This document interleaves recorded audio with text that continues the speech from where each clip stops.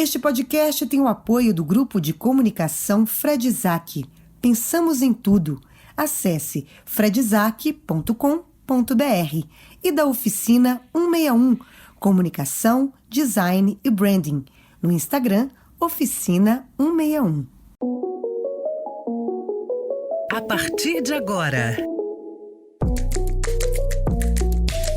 Aspirinios.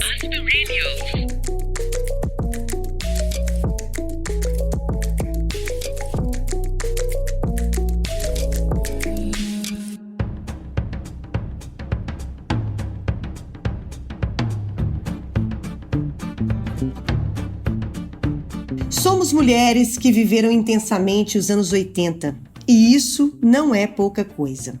Fomos forjadas pelo rock nacional, pelo new wave e pegamos um rabicho do punk. Ou seja, novidades nunca nos assustaram.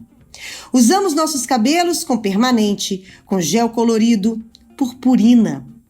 Nossos blazers de ombreiras gigantes eram um fator fundamental para nos definir como cool. Fizemos faculdades tradicionais, nos casamos, tivemos filhos, nos separamos. Algumas não casaram, não tiveram filhos, mas chegaram aos 50 plenas. E por que vamos parar agora? Olá, sejam bem-vindas, sejam bem-vindos ao podcast de Aspirinios, que nesta temporada está falando de quereres. Esse texto maravilhoso, na verdade um trecho, foi escrito pela nossa convidada de hoje, a não menos maravilhosa Cláudia Arruga, ativista da maturidade, mas também juíza, mãe, curiosa, atual e que tem um Instagram Cool50 e uma plataforma inconformidades.com, com textos, imagens, dicas e tudo que a gente tem direito para chegando na maturidade. Cláudia, é uma alegria ter você aqui com a gente hoje. Olá meninas. Você começou a ler o texto, eu falei, pô, que caramba, que bacana o que ela tá falando. Aí eu lembrei que fui eu que escrevi isso. Cláudia, a minha vontade era de ler o texto inteiro, que o texto é delicioso. Mas essa parte, particularmente, assim, eu me identifiquei demais, entendeu? Com a nossa geração. É muito bom. O fator cool das ombreiras, né? Quanto maior as ombreiras, mais cool você era. Nossa, exatamente. Exatamente. Oi, Nath, tudo bem? Tô aqui pensando nas minhas ombreiras e naquela saia. Como é que era aquela saia que tinha um elástico, gente? Balonê. Balonê? Balonê. E eu era um pequeno balão, né? Porque eu era gordinha. Aí me punha um balonê. Eu ficava o balão de São João. Nossa Senhora. Essa moda eu não peguei. Essa moda eu não peguei, mas as outras... Eu era super fashion victim. Usava todas tudo as mesmo. Outras eu peguei. Purpurina, ombreira, tudo eu peguei. Maravilhoso, gente. Anos 80, né, gente? Em tudo, né? Musicalmente. Permanente dupla. Permanente o quê? Dupla? Dupla. O meu, eu ia no cabeleireiro, meu cabelo é liso. Agora ele tá poroso por conta dos brancos. Ele era liso e eu tinha uma cabeleireira que falava, seu cabelo não vai pegar. Eu falei, pega, que ele é grosso. E ela fazia uma permanente em cima da outra. Eu lembro que eu saía do salão parecendo uma couve-flor, porque eu sou alta e a permanente encolhia o cabelo. E aí eu falava, meu Deus, e agora? Dupla! De crime. Eu também entrei nessa, eu também tentei fazer permanente, mas também no meu cabelo não pegou, e enfim. A minha mãe fazia trancinha com cabelo molhado. Pra frisar? E aí você acordava no dia seguinte, tirava pro cabelo ficar... Gente, uma loucura. Uma loucura. Eu fazia a trancinha com papel higiênico no meio. Porque era Mentira. uma técnica para ele não ficar. Opa, para ele não ficar tão frisado. Ele ficava frisado meio ondulado. Então, além de ter o frisado, você ficava cheio de papel higiênico aqui em cima. E geralmente eu usava aquele. Nossa, era o cor-de-rosa, porque era mais forte. Então eu trançava, punha o bigodinho na ponta e a ponta do papel higiênico tudo em cima, era uma maravilha. Jesus! Imagina com o papel higiênico rosa, que era aquele ruim, né? O papel higiênico rosa, ele era inferior, Ai, né? Deus do céu, gente. Mas Nós ele é mais sofremos. durinho, né? Ele era mais durinho. Entendi, exatamente. Ô, Cláudia, como nessa temporada estamos falando sobre quereres das mulheres, enfim, eu queria que você começasse contando rapidamente a sua história, porque eu sei que você quis ser jornalista antes de ser juíza. Contei tudo pra ela, Cláudia. Contei tudo. História maravilhosa. Bom, vamos lá. Na verdade, eu me formei muito menina no colégio. Me formei com 16 anos. E naquela época, você não tinha muitas opções, como você tem agora, né? Era comunicações, publicidade, direito, enfim, nem lembro. E eu quis prestar comunicações. Prestei, passei numa faculdade perto de casa que logo entrou em greve. Ficou em greve, acho que 3, 4 meses. E o meu pai, super conservador, eu a mais velha de 9, olhava pra mim, eu em casa, vindo de um colégio de freiras, ele falou: bom, você vai ficar em casa? Eu falei, bom, a faculdade está em greve. Ele falou, vamos fazer o seguinte, eu queria uma advogada na família. Se você prestar direito, eu te dou um carro. Eu falei, tá bom. E eu tava louca para ter um Uno na época, era 85, eu achava aquilo o máximo. Mas ele falou, mas só se passar em pública, que eu não vou mais pagar colégio. Imagina, a mais velha de 9. Eu falei, tá bom. E eu era bem CDF. Aí eu fui pro Objetivo na Avenida Santo Amaro, que eu sabia que não tinha social nenhuma. Eu falei, tá, vou ter que estudar e prestar USP. E passei, na verdade, e amei a faculdade, porque era uma festa atrás da outra. Quem fez direito na São Francisco sabe. Eu fui uma festeira de primeira, assim. E eu não sei se eu tinha jeito, eu acho que eu tinha até jeito pro direito, mas eu tinha jeito mesmo pra social das festas. Eu achava aquela faculdade bacana, ela é muito rica. Só que no terceiro ano eu entrei meio que em crise do direito, me deu aquela coisa, eu falei, eu queria voltar, tentar alguma coisa na área de comunicações. Eu tinha uma prima que era redatora da Joyce Pascovitch na revista Around, ou eu acho que era na Z na época, e falou, olha, a Joyce tá precisando de uma redatora na Folha de São Paulo, você não quer ir? Eu falei, opa, mas ela falou, não, você faz direito, você escreve bem, vai lá. E eu fiz uma entrevista com a Joyce e passei. Imagina, trabalhava eu, do meu lado, atrás de mim a Lilian Patti, que foi quem me ensinou a digitar no computador, aquele com a letra em fósforo verde a primeira vez. Do meu lado tinha o Zeca Camargo, a Érica Palomino, o editor era o Leão Serva, a Joyce. Você imagina o grupo com quem eu estava trabalhando. Era um negócio surreal e eu acho que na época eu não me dei conta disso. Eu fui me dar conta anos depois, falando, olha com quem eu trabalhei na época. E eu era editora de fotografias, ficava pegando notinha. Aquilo foi fantástico. E aprendi com a Joyce.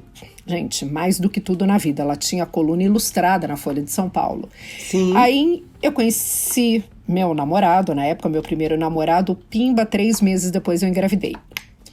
Uau. E tive que casar, sim, tive que casar. Papai olhou pra mim e falou, filha minha, mais velha, não fica grávida em casa, vamos lá, vestido de noiva, festa para 200 pessoas. Casei no 4º ano de faculdade.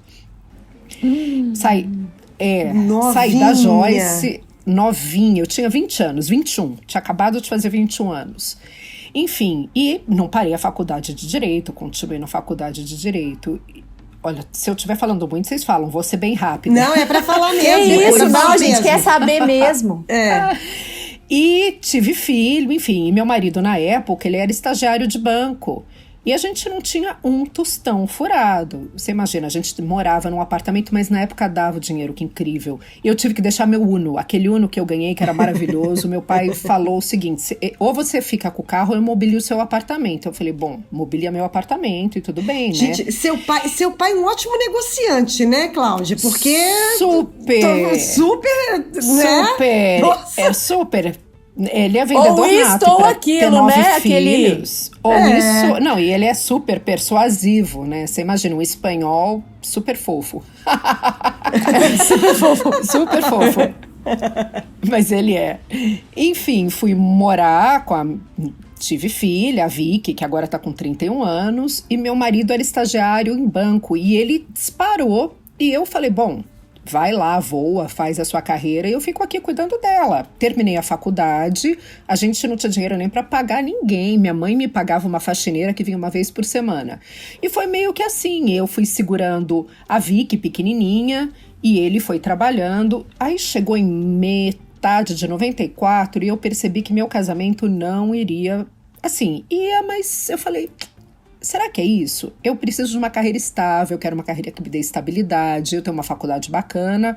E o concurso, na época, me pareceu legal para poder criar minha filha, meio período. Ela já estava com 4 ou 5 anos. Aí eu estudei para prestar concurso, passei com 29 anos. E aí eu me tornei juíza. Uau! Há 23 Cláudia, anos. tudo muito novo, tudo muito intenso. Você imagina que ela tem uma filha de quanto? 30 aí? 31. Ela 31 médica nos Estados Unidos, maravilhosa, faz Gente, residência em ginecologia. Aquela que você não vê há 1 ano, né, Cláudia? Há um ano. A pandemia me pegou, eu tava lá. Ela mora em Nashville, nos Estados Unidos, ela casou há exatamente 3 anos ontem. E eu estava lá quando a pandemia começou a bombar. Eu não sabia se eu ia voltar, se eu não ia voltar. E começou a tudo fechar. Eu voltei e não vejo ela desde então. Desde o dia 14 de março de 2020. Uau! Duríssimo. É isso, gente. A pandemia fez isso com muita gente, né? Até aqui, né? Eu, no começo da pandemia, eu fiquei muito tempo sem ver minha mãe também. Mas é isso. Vai passar. Uma hora vai passar. Uma hora vai passar. Ela pegou corona lá como médica, ela foi uma das primeiras a pegar corona. Eu fiquei em desespero aqui, mas foi tudo bem. Aí também foi uma das primeiras a ser vacinada. Nossa. Assim que a Pfizer lançou a vacina, Ela já ela é vacinou, profissional né? da saúde, ela foi em janeiro. Foi em janeiro já. Então, tá tudo bem. Daqui a pouco Então tá tudo certo. a gente vai pra lá. Assim que o Biden liberar. Assim que liberar, inclusive, Se o voos Biden para os Estados Unidos também, Para né? pessoas brasileiras. Mas você é espanhola, Cláudia? Você tem cidadania europeia? Tenho. Eu Tem, tenho né? passaporte espanhol, mas eu venho do Brasil. Vou vindo do Brasil, mesmo com o passaporte. Não dá. Tá, não adianta. Tá, Não nós dá. estamos proibidões, Não dá. nós somos os Estamos, proibidos. Persona Eu non vi- grata. Agora a França fechou, né? Pra Fechou, todos os fechou voos hoje. É. vindo do Brasil, né? Gente, eu tenho uma amiga, fechou, eu não sabia Fechou chegar pra hoje. ela deixou o marido lá, bom, mas ela tem residência, ela deixou o marido lá, que ela tinha que fazer um tratamento de saúde, tá aqui. Pois é. Talvez ela Enfim. consiga ir para outro país e de lá Quarentena. Faz uma uma um baldeação. tempinho, né? Uma É. baldeação. É uma baldeação. Tá baldeação. fácil. Ser brasileiro agora é ótimo. É, gente. Sim. Tá, time perfeito. Ô, Cláudia, me conta aqui. Você foi ser juíza, fez 29 anos, criando filho, Como é que você chegou a essa história de estar aí inserida nesse contexto que todas nós estamos, nas delícias e dores de falar sobre maturidade, gente? Como é que foi fazer 50 pra você? Como é que foi sua cabeça? Seus 40? Os 40 pra mim foram bem tranquilos, porque, aliás, eu era muito besta quando eu tinha 40 anos. Foi quando eu conheci meu marido atual, que eu tô com ele há 13... Meu marido atual é muito chique, né? Meu marido pra vida. Adoro meu marido atual, é muito bom. Elizabeth Taylor total, né? Porque ele não é o pai dos meus filhos, mas é meu companheiro de vida. E eu tinha 40 quando eu conheci o Pedro. Eu era muito besta, gente. Hoje eu penso... Por quê? Porque eu era uma menina tão pretensiosa ainda aos 40 anos. E quando eu conheci o Pedro, ele era aquele namorado que eu devia ter tido na adolescência, mas não ia ter coragem de encarar, sabe? Uma alma livre, espírito livre, surfista. E quando eu tinha 40, eu tinha medo dele. Porque ele era muito uau, espírito livre, surfava, enfim. Mas, enfim, conheci ele aos 40 e cheguei aqui aos 50, vamos lá. Quando eu fiz 50, foi muita coisa junto, porque minha filha casou. Eu fiz 50 em março e minha filha passou na residência em março, tudo de 2018. Então foi muito impactante, porque eu sabia que assim que ela passasse na residência, no mês seguinte ela ia casar e no outro mês ela ia se mudar definitivamente para os Estados Unidos. Então fazer 50 para mim, no primeiro momento, não teve tanto impacto. Foi tudo meio que atropelado, porque eu tive que fazer o casamento dela, preparar a ida dela. Chegou julho de 2018, aí as coisas ruíram. Porque eu me vi, imagina, eu tive ela muito cedo, então a minha relação com a minha filha é como se tivesse me tirado um braço, sabe? A gente é muito próxima, a gente tem uma relação meio simbiótica. E eu vi a vida dela começando, aquele projeto dela começando. A minha carreira estava um pouco estagnada. Eu não fiz um mestrado, eu não tive carreira acadêmica. E eu pensei, gente, é isso que vai ser daqui para frente? Eu vou ficar pensando quando eu vou me aposentar, e daí? Eu tenho 50 anos, minha filha já se mudou, eu tenho um filho que daqui a pouco também vai, que ele quer estudar na Holanda, vai agora. E eu vou ficar aqui vendo Netflix? Eu tenho tanta coisa para compartilhar. E eu comecei a entrar num looping, sabe? Começou a me dar uma certa depressão. E eu tenho uma amiga, Bárbara, que começou a fazer um coaching experimental comigo. Ela também é juíza, mas ela é aposentada. Ela falava, Clau, você tem que se comunicar, você tem que buscar alguma coisa para ser comunicadora. E eu falava, imagina, eu quero fazer brownie para vender. Ela falava, mas não é você ficar trancada numa cozinha, tá aqui no seu coaching da comunicação. E eu lembro direitinho. Aí eu fui fazer uns cursos de mídia digital. Sabe, você vai batendo aqui, batendo ali. E teve um dia que eu criei um Instagram, mas, gente, sério, até esse nome hoje parece tão pretensioso, era um Instagram pra mim. Eu criei o Cool 50, era Cool 50. O S eu coloquei, na verdade, porque o Cool 50 já estava registrado. Eu queria começar a dar dica de livro, filme... Sabe, eu vi uma coisa bacana aqui, olha que legal, eu vi uma exposição bacana, porque São Paulo te proporciona isso, Sim. né? E já tinha blog falando de restaurante, já tinha Consuelo Blocker falando dos 50 bombando, eu nunca tive essa pretensão. Enfim, chegou janeiro de 2019, eu peguei justamente essa minha amiga que mora em Paris, que ela é super topa tudo, eu falei, Tânia, eu acho que tá na hora da gente sair dessa bolha. Ela é desembargadora aposentada, dessa bolha do judiciário. Vem comigo numa rodada de conversas, dá Tipitido Fica Conversas, e vamos descobrir o que é o novo feminismo. Ela queria me matar, né? Ela falou, imagina. Oi, né? Oi. Aí a gente foi num cowork super alternativo, era tipo num porão, assim. E quando eu comecei a ver aquela rodada de conversas com essas palavras contemporâneas, caiu minha ficha, eu falei, gente, o mundo mudou e eu fiquei jurássica. Eu tô engessada e não sei pra onde eu vou. E aí eu comecei a contar das experiências, eu comecei a contar, olha que bacana, você tem 50, tá com a síndrome do ninho vazio, mas enfim, tem experiências legais acontecendo, a curiosidade. E aí o negócio começou a crescer organicamente, e eu tornei o meu blog uma espécie de catarse, sabe? Sim. Comecei a fazer daquilo um diário pessoal, mas sem nenhuma pretensão. Comecei a falar da minha experiência na perimenopausa. Acho que ninguém falava, pouquíssima gente falava da menopausa, né? No final de 2018. Sim. Enfim, comecei a contar minhas experiências e começou a crescer, começou a ter uma proporção que eu comecei a ficar um pouco assustada no começo. Eu falei, ai, e agora? E como eu sou juiz, eu nunca assumi protagonismo nenhum, Fernanda. Eu não tô acostumada a aparecer, a ter uma voz. Sim. Tanto é que eu apareço pouco. Eu apareço de vez em quando para mostrar quem eu sou. Eu sempre fiquei muito de bastidores. Sim. Então, foi uma transição. Não, eu tô aqui te vendo falar, assim, é preciso muita... A gente fala tanto, né, nas nossas conversas, né, e acompanhando você, enfim, toda essa galera que faz parte desse universo, a gente fala tanto em coragem, né, porque é preciso ter coragem mesmo para você dar essa sacudidela aí, né, essa sacudida na vida, né. Porque Você quer falar, Nath? Eu fico muito curiosa, assim, porque o conteúdo da Cláudia não é qualquer conteúdo, assim, né? Não gente, é. Quem não segue, por favor, né? @cool50s. Porque ela simplesmente não coloca uma foto e coloca bom dia. Eu mesma, às vezes, que vivo de conteúdo, faço isso. Não, a Cláudia escreve textão, mas textão bom, né? Porque São muito bons. Textão, né? Textão pode ser uma coisa bem negativa. No caso dela, o textão é ótimo. E aí eu fico pensando assim... Cláudia dorme, Cláudia transa, Cláudia... Sabe? Cláudia, conta pra gente, gata. Eu sei que dormir, você dorme com o Steel Knox e o Pedro. É Pedro, né? É, Pedro.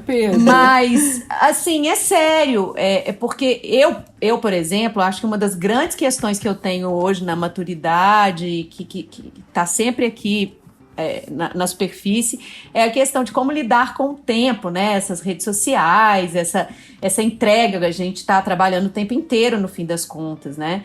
E eu fico um pouco impressionada como você consegue, porque eu sei que você tem aí suas audiências e tal, e eu vivi no fórum, que minha mãe tinha cartório, eu lembro das pilhas de processo, tudo bem que hoje é digital, mas enfim, você não tem um trabalho leve para conseguir ter um plano B tão bem elaborado, entende? Como que você consegue? Você é ninja? Conta pra gente seu segredo. Vamos contar. Conta o segredinho. Vamos por partes. Eu tô numa fase da carreira que meus processos, além de serem digitais, eu trabalho com recursos. Então, eu não tenho audiência todos os dias. Para vocês entenderem um pouquinho. Recurso, a pessoa perde, né? Como eu sou juíza federal, ela é a União, as autarquias da União, enfim. Ela perde, ela recorre. Então, eu só julgo o recurso.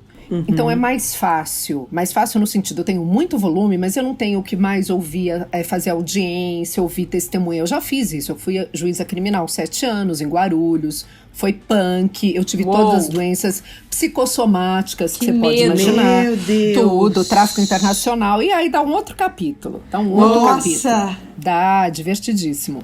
Mas tive tudo. Tive síndrome do intestino irritável, tive crise do pânico, herpes zoster, enfim.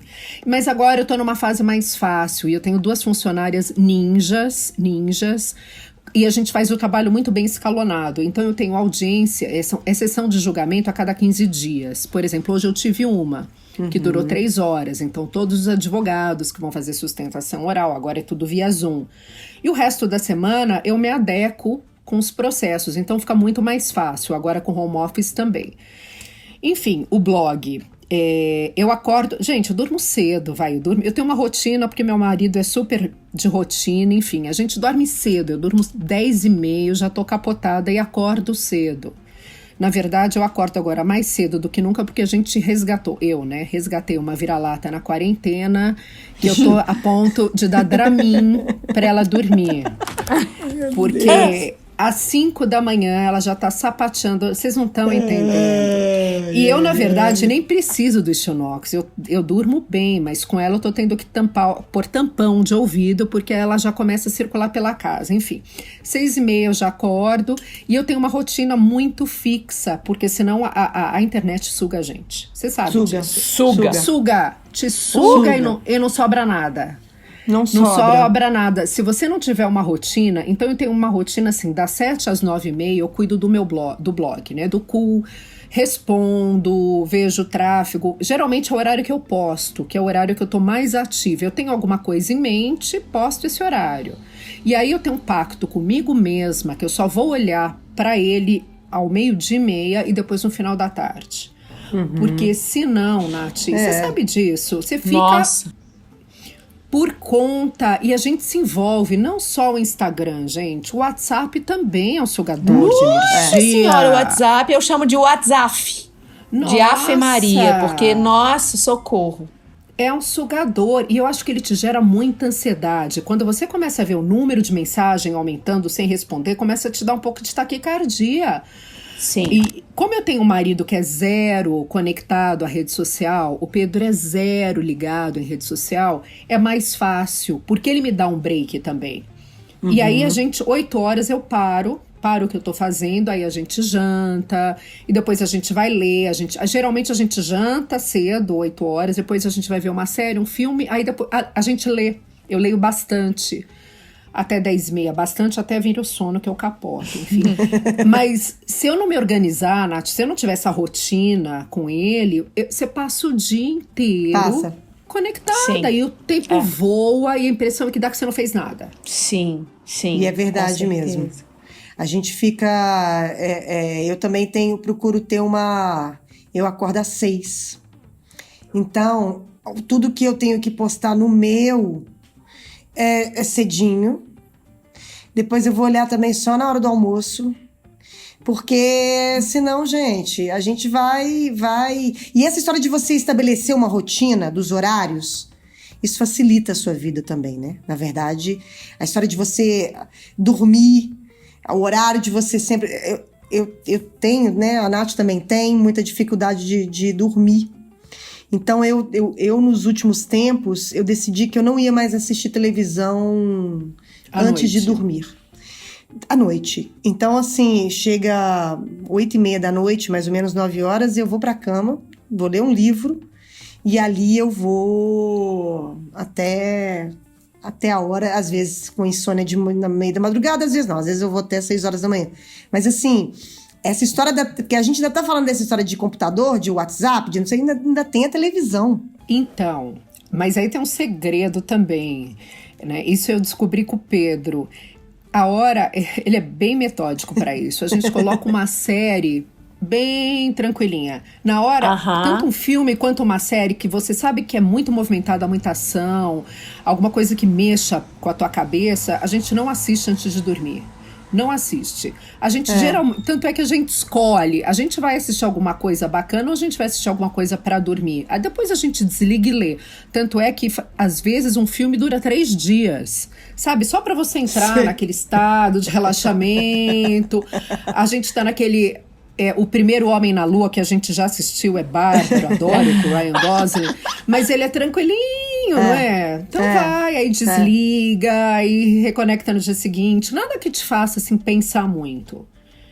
E depois desliga e começa a ler, porque não é fácil. E agora com essa época, com pandemia, que vem gente, pré-Oscar, a Nath sabe disso, pré-Oscar, que tem 200 filmes bacanas, né? Nem que me você fale. quer assistir. A Fernanda também trabalha com isso, Cláudia. Ela também. saca muito. Não, Cláudia, nem me fale, filha, porque agora a gente tá assim, eu né, tô tendo que ver os filmes, gravar podcast sobre isso. E assim, uma pauleira. Chega no final do dia, eu estou esgotada. Mas tem uma coisa. Se você me perguntar, pelo menos eu estou fazendo o que eu gosto. Isso é muito importante. Isso é importante. Nada é obrigatório, Então, assim, tá tudo certo. Te esgota no final do dia? Esgota, porque a sua cabeça tá a 1000, porque você tem que saber o que você vai falar, o que você vai escrever, o que você vai... Mas assim, pelo menos é uma escolha de uma coisa que eu gosto, entendeu? Então isso já ajuda demais. Pra mim também. Pra mim, assim, eu não estaria aqui se não fosse isso. E eu brinco... Mudou a minha vida. O Cool, na verdade, ele me abriu um panorama que eu não teria se não fosse. Eu comecei a ingressar em determinados nichos que eu nem imaginava que existiam. Comecei a conversar com pessoas, imagina, vocês que moram em Belo Horizonte. Eu comecei a ter contato com gente que é maravilhoso. É maravilhoso. E é muito legal, você deve ter um retorno muito bom, assim, Cláudio, porque nós aqui temos também, né, e nosso perfil muito menor e tal, mas você deve ter um retorno muito legal das mulheres. E às vezes, Fernanda, né, a gente ao longo do podcast passou por muitas mudanças. Não foi fácil chegar até aqui, né, Fernanda? Não foi. E às vezes, quando esmorecia, a gente recebia uma mensagem assim: vocês são necessárias, não parem nunca, incrível. Precisamos de você. Aí a Fernanda me manda, eu mando pra ela, enfim. Porque, assim, é muito legal você ver que você consegue realmente ajudar. Às vezes a gente nem tá nessa intenção, a gente só tá dividindo a nossa experiência, né? A gente não fala, nossa, hoje vou ajudar mulheres. Mas a sua história ajuda, né? A sua dúvida colabora de alguma forma. Então, eu acho que você deve receber isso também, e isso é muito bom, né? Eu acho que fala de propósito também. Eu acho que são trabalhos que são propósitos, né? E é impressionante, exatamente o que você falou. As primeiras vezes que eu comecei a receber inbox falando, olha, esse post mudou minha vida, era o que eu precisava. Aquilo começou a ter um impacto tão profundo. Eu pensei, gente, olha, ao mesmo tempo que é muito gratificante, você sabe que carrega uma responsabilidade também. Carrega.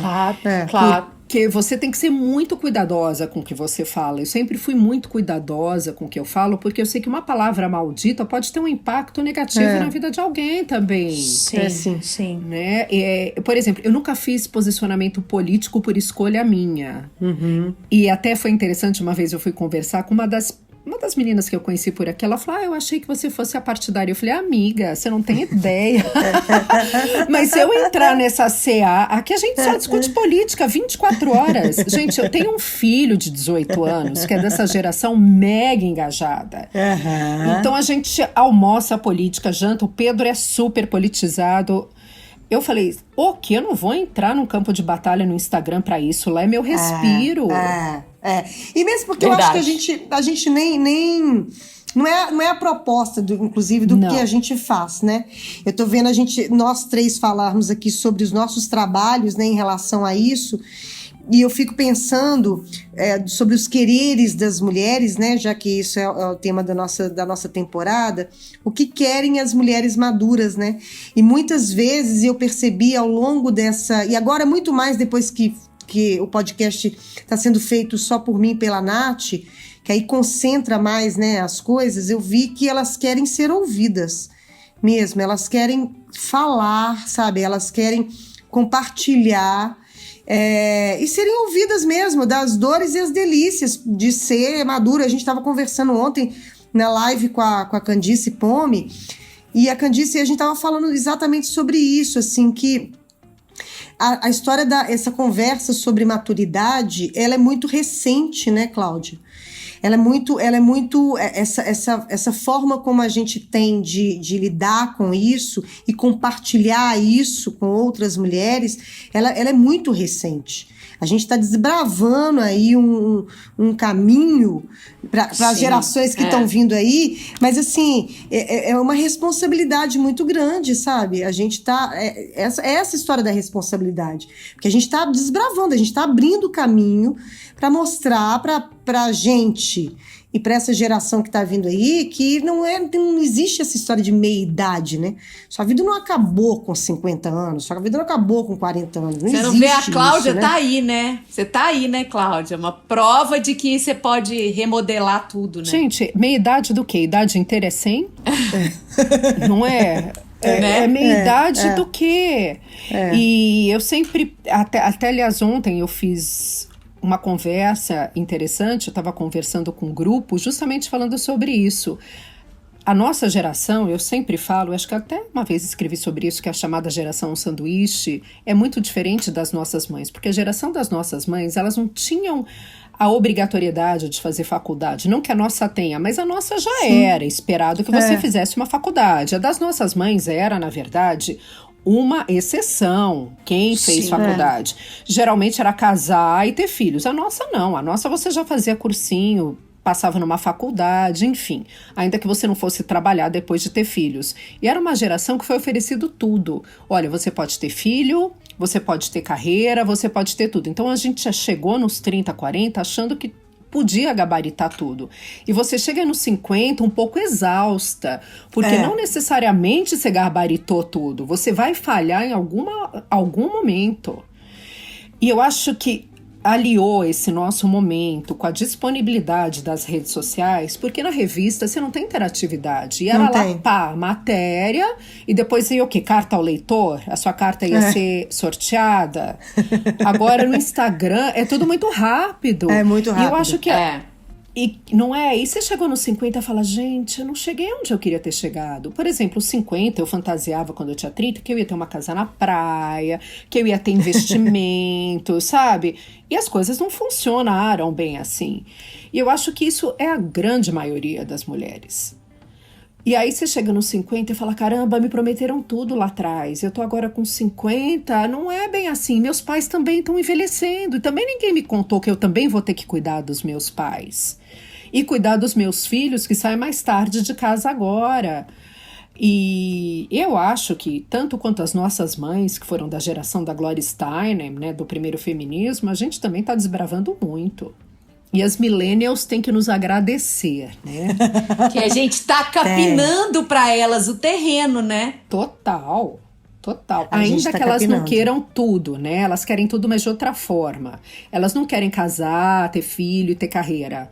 Você pode conversar com uma menina de 30 anos. É uma geração diferente. É uma geração diferente. É uma geração diferente. Sim. É um Ela não pensamento quer a diferente. casa na praia, porque ela vai compartilhar a casa com as amigas, né? Mas eu acho que... Que eu acho que deixa a vida mais leve, né, gente? Porque, sério, Total. você não ter que ter o melhor carro, você não ter que ter a propriedade privada, Entrar te no libera de muita financiamento. coisa, né? Claro. Mas isso claro. eu acho que é o material.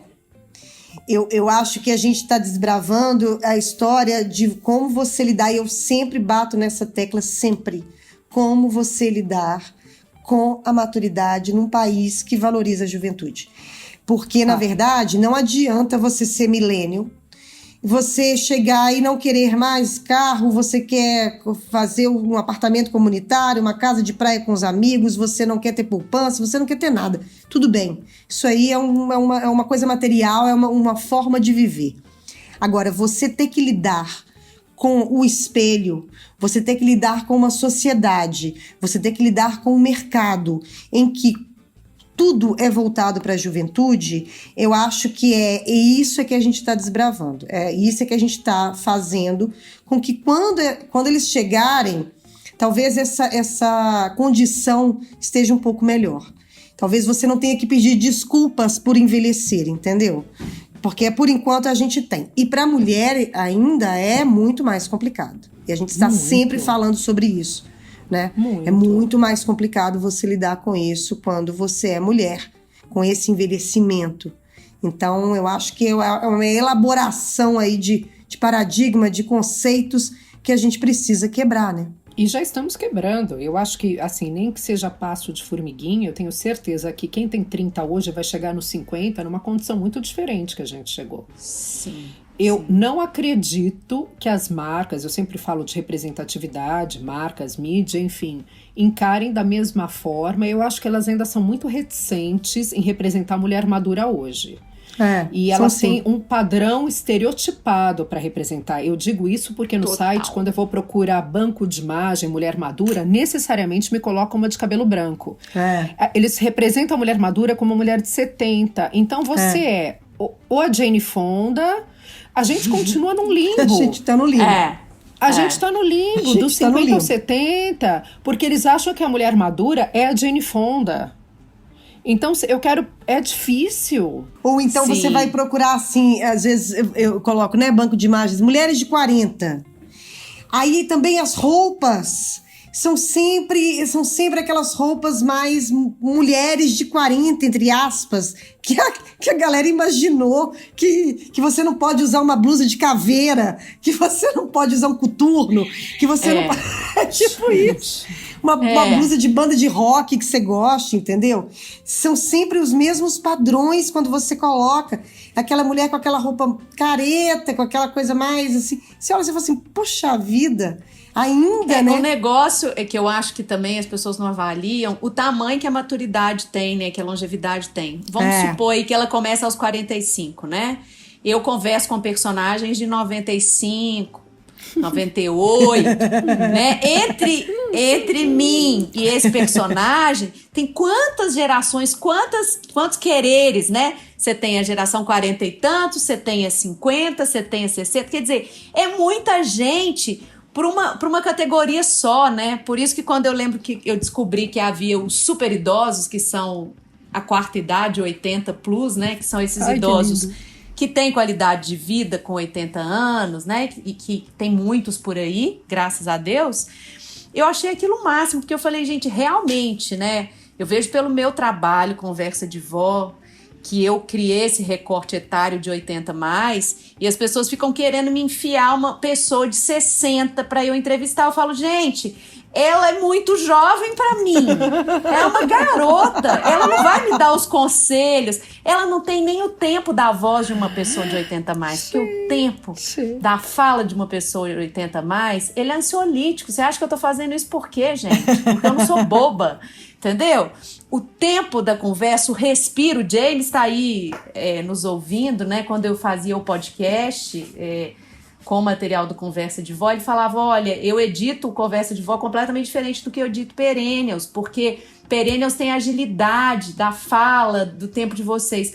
Já a pessoa 80 mais, ela tem uma lentidão que é uma delícia, né? Então você não pode colocar todo mundo na mesma caixa. Não dá. Não pode. Só que, assim, é tudo muito novo, né? Então a gente que... É o que a Fernanda falou ontem na nossa live com o Candy, né? Nós temos que falar, e nós temos que falar muito. É no Clubhouse, é na live, é no podcast, é no Instagram. É onde tiver um pouquinho de plateia, né?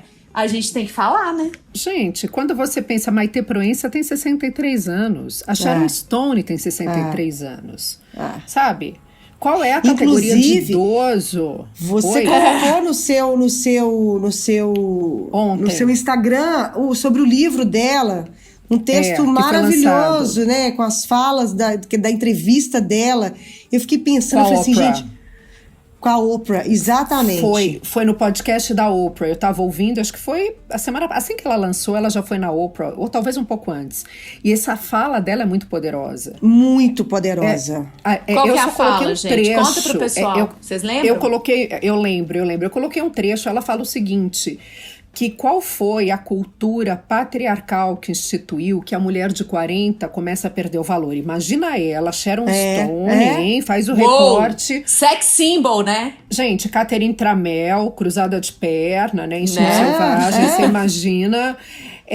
Se a Sharon Stone, claro, ela tá falando dentro de um contexto de Hollywood, mas não é um contexto total. Então ela fala o seguinte, qual foi a sociedade patriarcal machista que falou que a mulher de 40 anos começava a perder o seu valor? E isso é opressor, porque você começa a entender que 40 anos você não é mais bonita, a partir, né? Ela fala...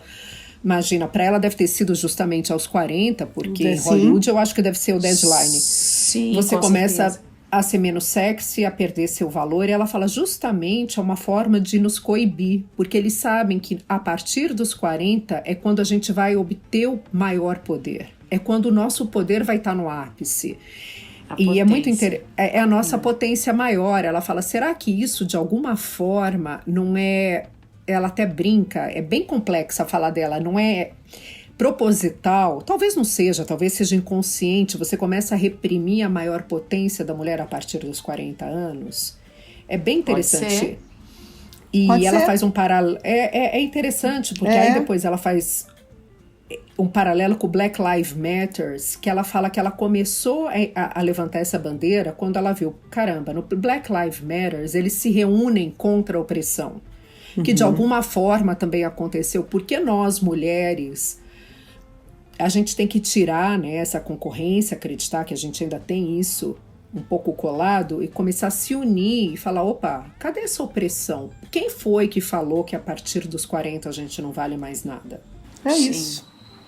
Isso, gente. É uma fala muito poderosa, de uma mulher muito poderosa e que eu acho que tem que ser o nosso norte mesmo. Quem disse, né? Quem disse? Não vem aqui falar na nossa cara agora, entendeu? E a gente comprou isso. Não é muito louco? A gente comprou essa ideia. A gente comprou essa ideia. Mas agora a gente tá vendendo. A gente tá passando ela pra frente. A gente tá colocando ela em leilão, entendeu? Tá dando. Ó, não, a preço de banana. Preço de banana. Já que a gente está falando, então, já, né, do podcast da Oprah, do programa, vamos às nossas dicas? Dicas Aspirinials.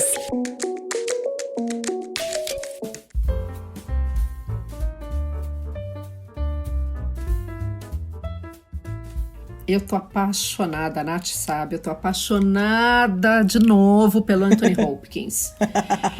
Pois é. Depois de assistir aquele filme, gente, meu pai... Ai, que potência. Uou, né? Que potência! E eu tô passando por um momento parecido. O meu sogro tá internado e também com demência e com Alzheimer. E eu vi essa transição do meu marido, da minha cunhada, tendo que lidar com ele, tendo que lidar com a decisão de internar ele numa casa.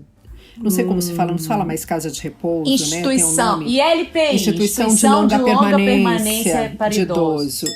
E eu acompanhei esse processo e vendo o filme, eu até perguntei pro Pedro, eu perguntei, você quer assistir? Talvez seja muito forte para você. Ele falou, não, tudo bem.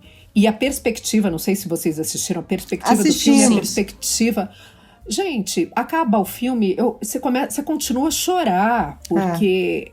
É muito atual, Nath, é muito forte. Aquela Olivia Colman, o que aquela mulher trabalhando também? É maravilhoso. É um filmaço e assim, né, eu comprei lá no Google Play e agora ele é meu pra sempre, então já vimos 8 vezes, assim, porque eu vejo tipo Cláudio marido, eu durmo, aí eu vejo mais um pedaço, eu acho que assim, num looping, entendeu? Então já vou decorando as falas, sabe? Mas quando eu descobri que ele era meu, primeiro eu falei, poxa, R$29,90 é mais caro do que eu pago pra Netflix um mês inteiro, pagar num filme. Pão dura, né? Tô ficando pão dura, assim, eu tô pensando na minha aposentadoria, na verdade. E aí, quando eu descobri que ele era meu pra sempre, eu fiquei tão feliz, gente, parece que eu comprei assim, um carro quando eu comprei Meu Pai por R$29,90. Então agora eu vejo 300 vezes, nossa, um super filme, né? Mas é uma pichincha, é um super filme. É um super filme. Não é pra qualquer um. Eu acho que é um filme... Eu tenho uma amiga, por exemplo, que tá passando por uma situação semelhante com a mãe. Ela falou, não tenho condição de ver. Não é pra qualquer um, não. Se você tá passando, tem que respirar fundo.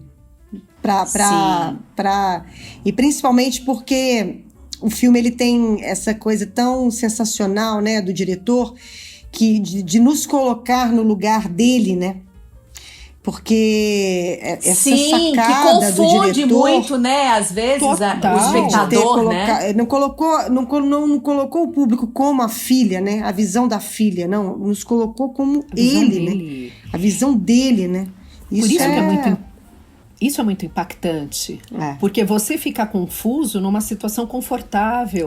Aí você imagina o quão duro deve ser. Isso foi uma discussão aqui em casa, porque eu perguntava pro meu marido, eu falava, será que seu pai sofre? Será que ele se sente confuso? Será que quem tem demência, Alzheimer, tem noção?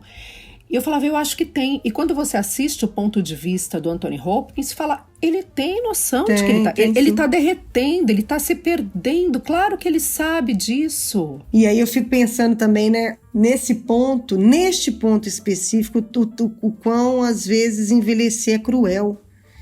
Né? Podia ser meio Benjamin Button, não a gente, sabe? Mas assim, é isso, você cumpriu a sua missão na Terra...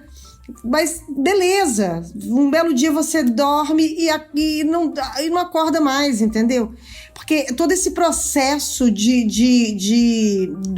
envelhecimento do corpo, às vezes é muito cruel.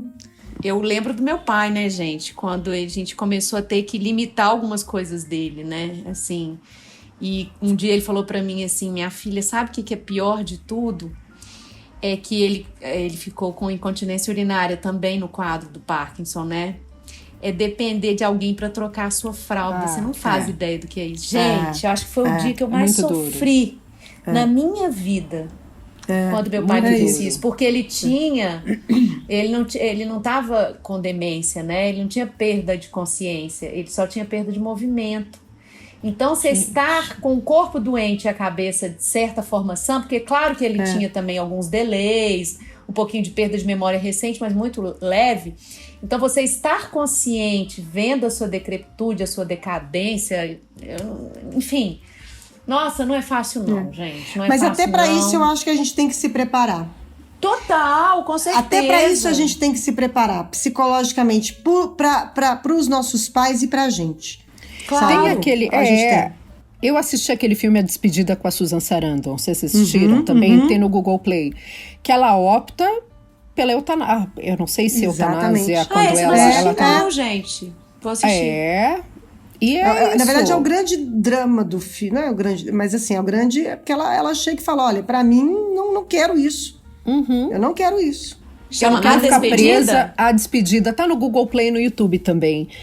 E ela fala o seguinte, eu acho que ela deve estar com esclerose múltipla, não fala, eu achei a sacada do filme isso, você percebe que ela já não tem o movimento, ela já não consegue andar, e ela fala, eu não quero ficar presa num corpo que daqui a pouco eu não consigo engolir, daqui a pouco eu vou estar tendo que respirar por máquina. Ela falou, eu não vim aqui pra isso, a minha opção agora é ir embora, enquanto eu tenho o livre-arbítrio.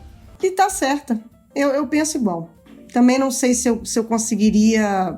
É isso, gente. Não sei. A vida é pra ser vivida, É complexa. sabe? A vida é pra ser vivida. É bem É isso. complexa. E mais uma dica, se der tempo, favor, vou dar por mais uma favor. dica. Pode Agora dar, falando pode dar. de coisas... amanhã eu vou fazer uma live, tá todo mundo falando desse livro, mas eu acho que esse livro tem que ler, chama Copo Vazio, da Natália Timmerman. Tem que ler, ela é uma psicanalista que agora ela tá bombando com a literatura, fofíssima, ela tem 41 anos e ela retrata a dor do abandono feminino na era moderna. Então, todas nós estamos no papel daquela personagem, é um negócio super interessante. Como a gente, mulheres atuais, modernas, independentes, ela conhece um cara por um aplicativo, isso eu posso falar que tá na orelha do livro. Depois de 3 meses ele some, é o famoso ghosting. Ao E como ghosting. o ghost. E como ela I lida know com very well. isso?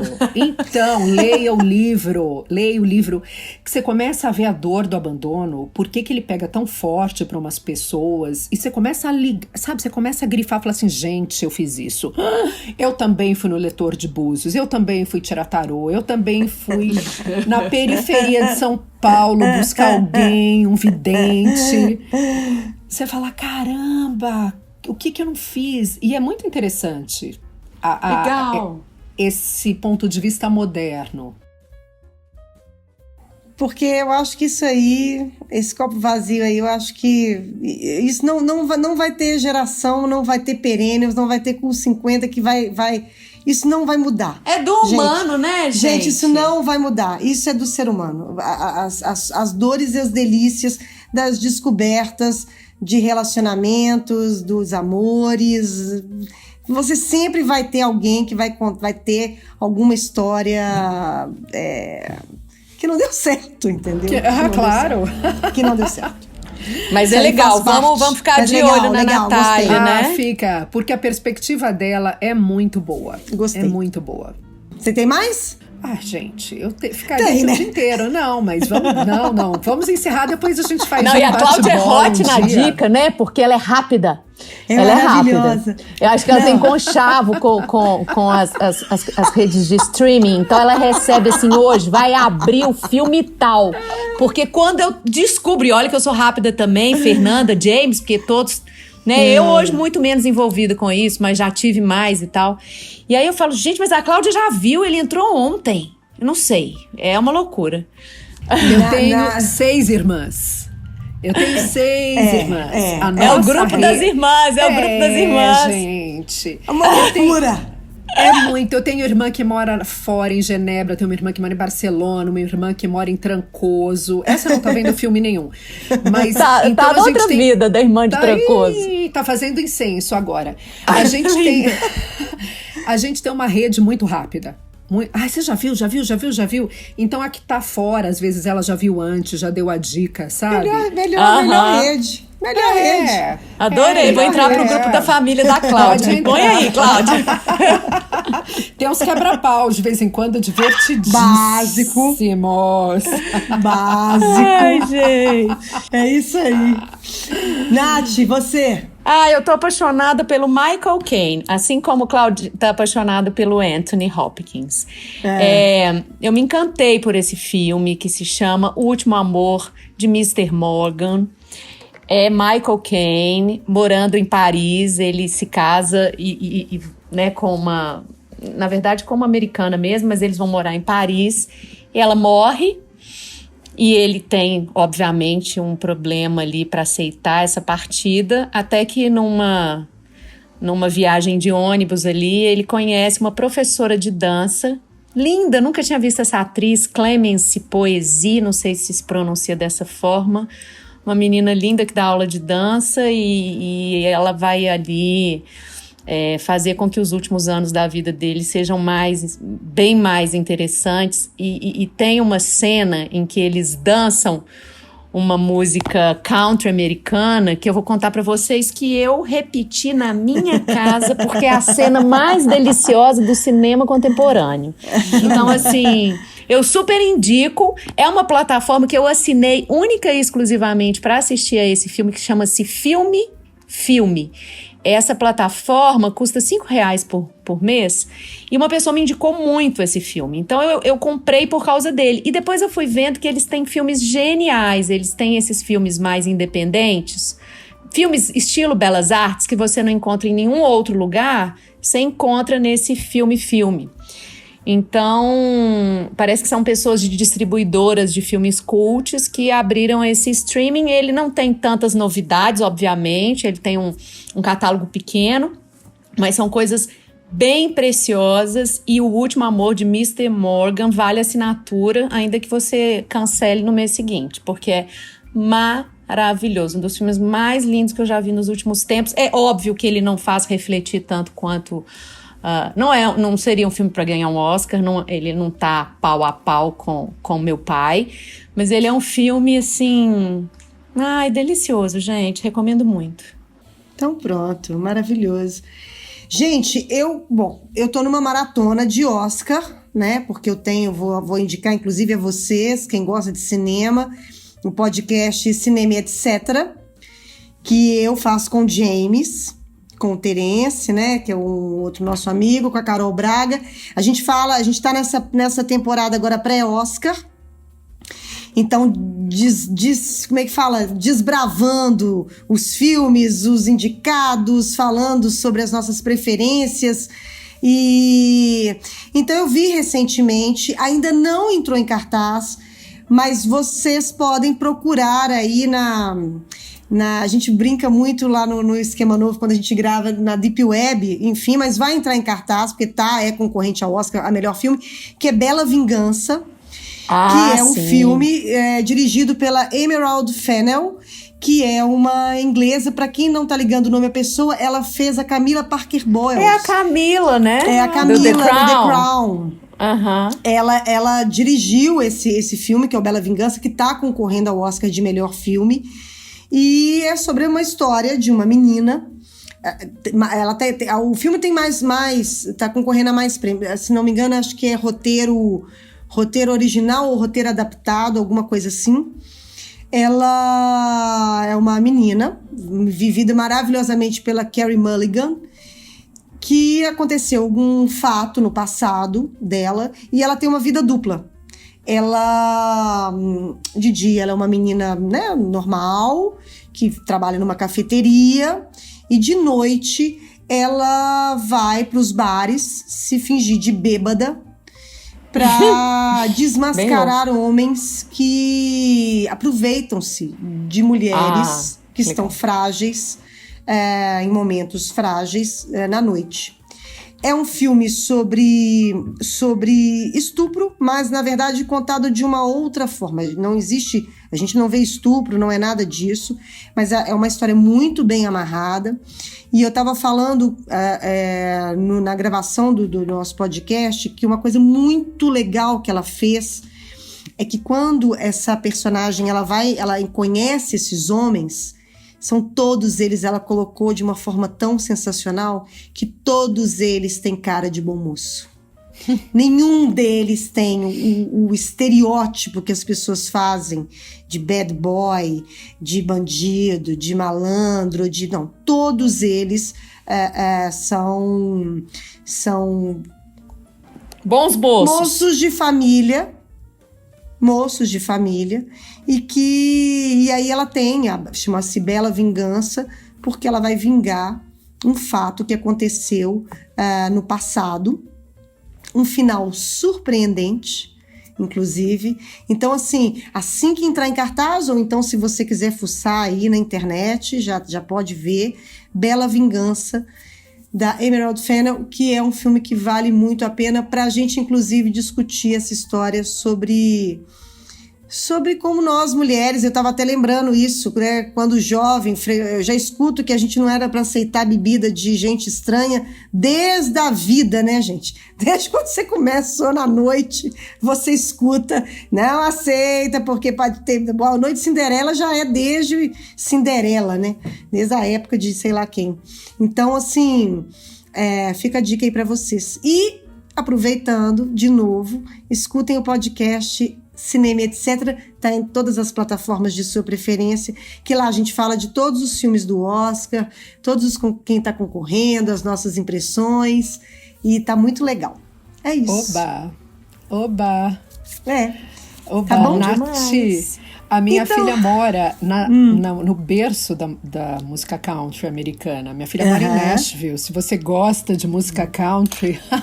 Então, na verdade, eu nem gosto, mas aí quando eu descobri o título da música, eu usei o Shazam, que é o aplicativo que eu mais amo, um dos que eu mais amo na vida, porque ele realmente, né? Ele é assim, Just Watch e Shazam, pra mim, são os dois aplicativos da vida. E aí, eu migrei pro Spotify pra ouvir lá no Spotify, e aí eu ouço assim 4 vezes seguidas a mesma música, e ele começa a me dar sugestões de músicas similares, né? E aí eu falei, gente, eu tô super country. Achei assim, sabe? Essa música é muito deliciosa, chama Walking Back to My Baby Arms.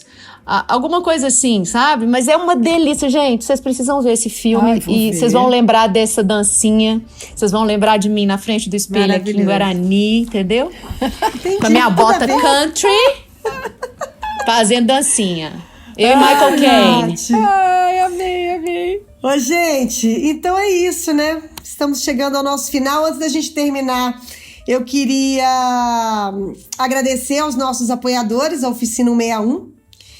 A Oficina 161 é uma plataforma criativa que reúne profissionais de diversas áreas para trabalhos de comunicação sob medida, com planejamento, criação, mídia digital e branding. Uma agência em que as 3 sócias são perennials. E gostaríamos de agradecer também ao Grupo Feira de Isaac, que através de LEDs e painéis urbanos, nas ruas, no trânsito, conecta inovação e resultados ao movimento da sua marca ou do seu negócio. Invista doses vitaminadas e criativas contra o isolamento social da sua empresa investindo na Fred Isaac. No mais, vocês já sabem, é aquela mesma ladainha de sempre. Mas agora com medidas de distanciamento. Não vem com esse negócio que a gente anima festa, não, Fernandinha. É tudo online. Chá de revelação, batizado, não, chá de revelação. Casamento. Se o cachê for de $1 milhão, eu não faço chá de revelação. Eu faço, gente. Nem mêsversário. Eu faço. Mêsversário de bebê, eu não faço. Se pagar $1 milhão, eu faço. Mas mêsversário eu não faço, não. Eu acho mêsversário uma cara de pau, entendeu? Eu faço tudo, gente. Faço batizado, faço chá de revelação, me visto de vermelho não, de rosa, de azul. Passo enfim, sinteco. pagando bem, sabe? Passo sinteco. Ficou interessado? Tudo online, tá, gente? E-mail falecom@asperennials.com.br, Instagram As Perennials, Facebook As Perennials. Gente, foi lindo. Vamos lá, toca pra Savassi, toca pra Paulista, toca pra Guarani. E até a próxima, queridas e queridos. Um beijo. Muito obrigada, Cláudia, querida. Adorei.